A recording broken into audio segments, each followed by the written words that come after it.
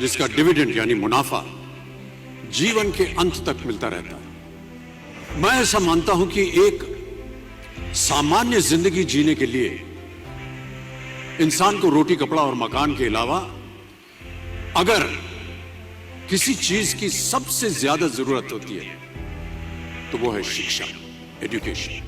आपके पास यदि धन है तो आप उसे गोल्ड में कन्वर्ट कर सकते हैं। धन हो या सोना, दोनों के कम होने का या खो जाने का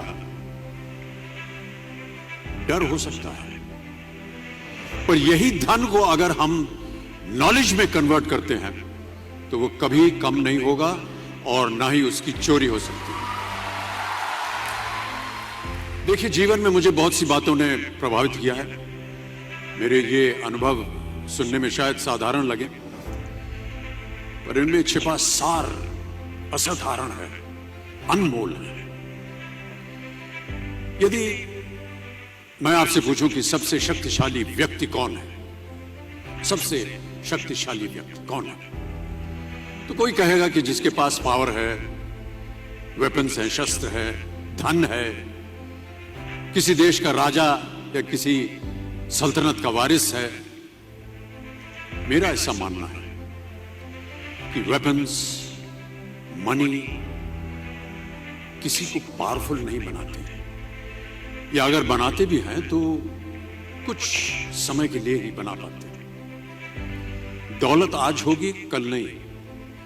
शस्त्र का ज्ञान तभी तक काम आएगा जब तक वो शस्त्र चल सकता है। Once it is used, it becomes obsolete. पर शास्त्र का ज्ञान कभी नहीं रुकता। Knowledge can never be obsolete.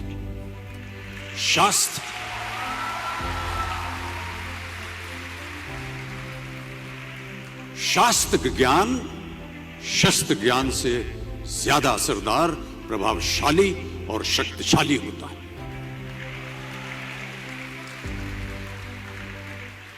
अब देखिए, एक राजा ने कितने राज्यों पर विजय प्राप्त की, कौन कौन से शस्त्रों का इस्तेमाल किया, कितने सैनिक थे, यह शायद आपको याद न हो, पर जीरो की खोज किसने की, बल्ब का आविष्कार किसने किया, राष्ट्रगान किसने लिखा, ओथेलो मैकबेथ की रचना किसने की, ये आपको जरूर याद है।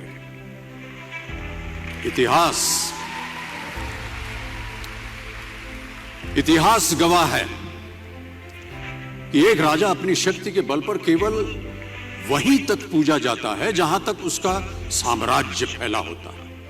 वो केवल अपनी प्रजा का प्रिय होता है, पर अपने ज्ञान की कीर्ति फैलाने वाले Albert Einstein, William Shakespeare, Rabindranath Tagore सिर्फ अपनी जन्मभूमि में ही नहीं बल्कि पूरे विश्व में पूजे जाते हैं।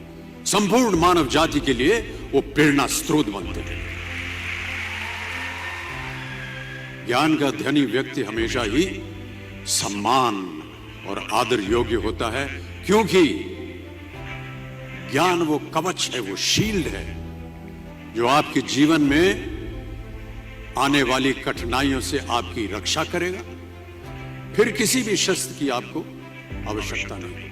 दो चीजें इंसान यदि अपने जीवन में एक बार सीख लेता है तो वो उसे कभी भूलता नहीं। एक है तैरना, स्विमिंग, दूसरा है साइकिल चलाना।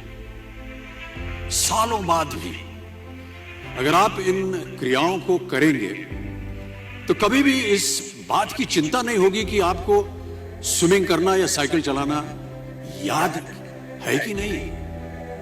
You will confidently do it.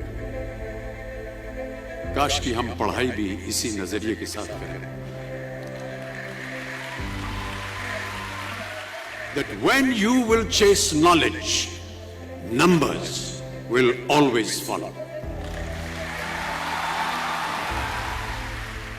देखिए, महाभारत में जब गुरु द्रोणाचार्य ने एकलव्य को अपना शिष्य मानने से और अपने गुरुकुल में लाने से इनकार कर दिया था, तो एकलव्य ने क्या किया, अपने गुरु की प्रतिमा, एक मूर्ति बनाई और केवल उस मूर्ति से प्रेरणा लेकर ही धनुर्विद्या सीखने में वही सफलता प्राप्त की जो बाकी योद्धाओं को द्रोणाचार्य के गुरुकुल में रहकर हुई।